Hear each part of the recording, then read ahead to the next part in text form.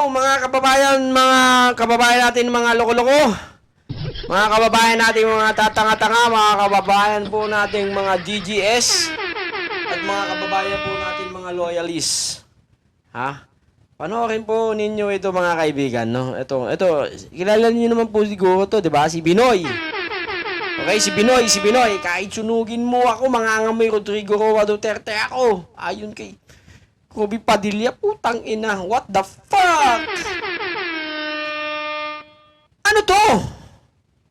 Senador ba ng Pilipinas to? Ba't di na lang pumunta sa Davao kung wala lang mag-opisina? Ha? Putang ina. Nakakatakanta eh. Di ba? Nakakatakantado talaga. Gago! Puta, binoto ko pa naman ito noong 2020. Putang ina. Fuck you, Robin. Gago! Animal ka. Ha? Wait bago tayo pumunta dito sa video, ano naman natin? Mga komento ng mga inayupak na ano? Kulang talaga sa doon nung kinakatay ang sarili o kina hindi para sa bayan. Oh, tama po kayo, Mr. Christopher, mga bossing. Tama po kayo. Ha? Nagkamali ako ng boto. O, tama po kayo. Nangangamoy, di mananalo next. O, talagang hindi ho to mananalo sa next election. Dahil, siguro mananalo to sa mga DDS. Gago! Doon lang siya mananalo sa mga DDS.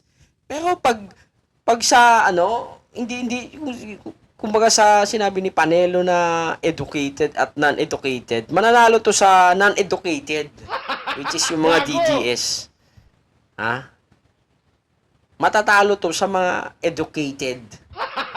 Gago! Ito naman po, pakinggan mo to, Robin, ito naman po ang sinasabi ng taong bayan, Robin. Hindi, puta, nakakabanas yung, nakakatarantado yung statement mong ulul ka eh. Gago! Kahit siguro suntukin mo ako, sasabihin ko pa rin sa'yo, talagang tarantado ka. Gago! Hindi ka naman para sa mga Duterte. Senador ka ng mga taong bayan. Senador ka ng Republika ng Pilipinas. Gago! Gago talaga. Hindi senador ni Duterte. Gago! Gusto mo, bawasan namin yung sahod mo. Gago ka.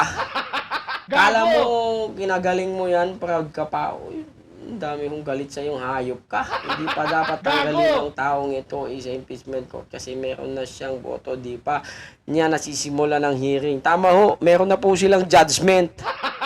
Gago! Dapat to, pinapatanggal to sa korte. Siguro, tayo ng motion, no? For certiorari. Para ho, tanggalin. Tanggalin ito bilang tanggalin ito bilang kahit alisin lang bilang isang bilang isang judge. Tanggalin ho ito sa Senate bilang isang judge po sa impeachment. Kasi hindi naman ho ito mag-inhibit eh. Makapal ho ang mukha nito eh. Talagang solid ho yung mukha niya. Hindi ho ito mag-inhibit kahit anong parinig mo dyan. Kahit pa siguro sampalin mo sa harap ni Mariel, hindi ho mag-inhibit yan, mga kaibigan.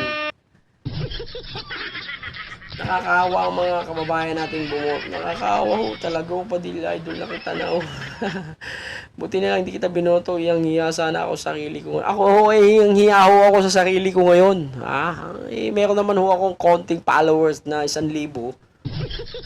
Kinampanya ko utos sa aking social media. Putang ina. Tapos ganito. Putang ina. Mabuti pa na lang si Bongo.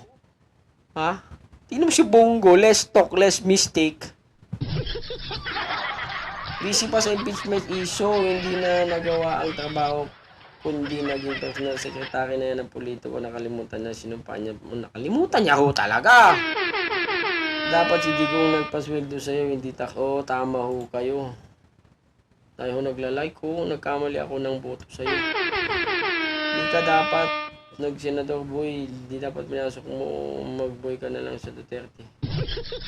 Yan ang gusto ng DDS bobo, senador walang pinta. Tama ho. Kung sino pa yung walang pinakakwenta, yun ho ang gusto nilang iboto, mga hayop kayo. walang silbing senador.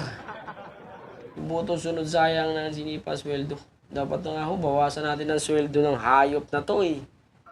Dapat mag-apply ka na ng Duterte DC. Tama ho kayo. Ito yung mga ilan-ilang komento po ng ating mga kababayan, kaibigan. Ha? Kaya kung ikaw,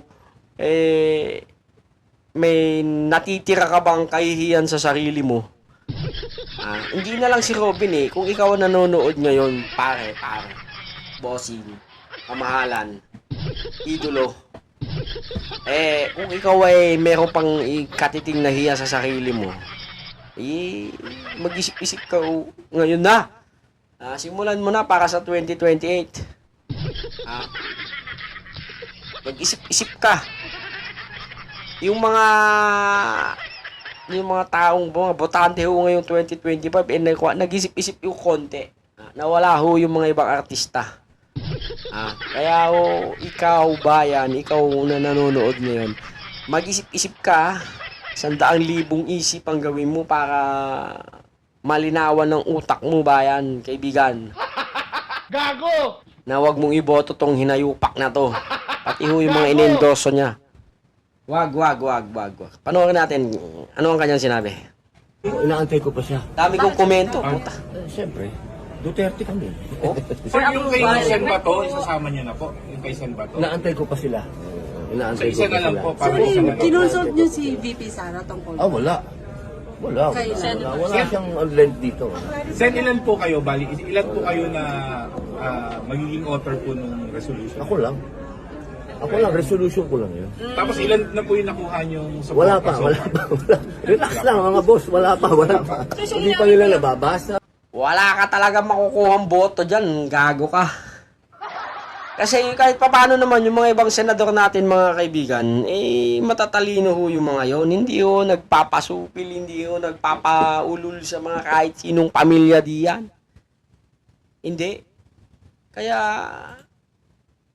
hindi ho kagaya ng mga Dito, Duterte senador na to. Vigoroa Duterte ako, di ba?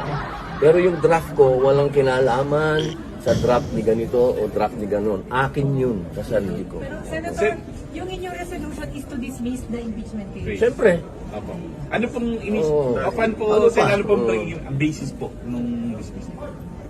di parang binasa mo na yung ano. Okay na. Hindi pa niya masagot kung anong basis ng kanyang resolusyon. Po si Amy. Paper. Inaantay. Utangin na kahit Mga boss, magsama wala siguro sila ni Amy. Hindi pa niya resolusyon mo yun, hindi mo alam. Hindi mo alam ang basis. Dapat sinabi mo, impact to dismissal sa impeachment trial ni Sara Duterte. Dapat ganun. Puta naman Panggagaga na lang talaga. Sige na. Hanggang sa muli, magandang araw sa ating lahat. Naway maliwanagan na tayo sa susunod na eleksyon, kaibigan.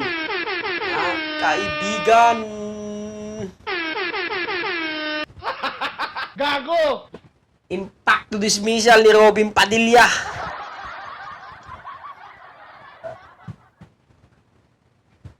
Tangina yung kamao ko.